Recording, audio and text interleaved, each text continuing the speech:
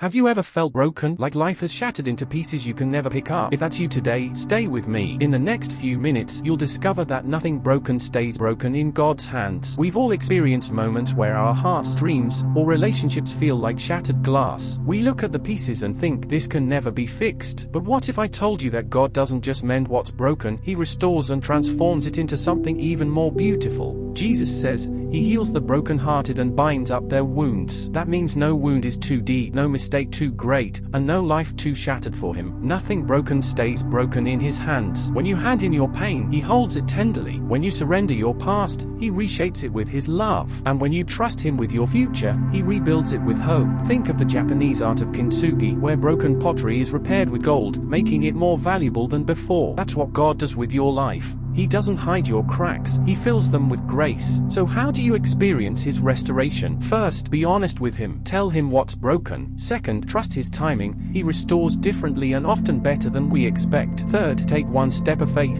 forgiveness, prayer, or simply asking Him to enter your situation. As you do this, peace begins to grow. The pieces start coming back together. You begin to feel whole again. The same hands that healed the blind, raised the dead, and calmed the storm are reaching for you now.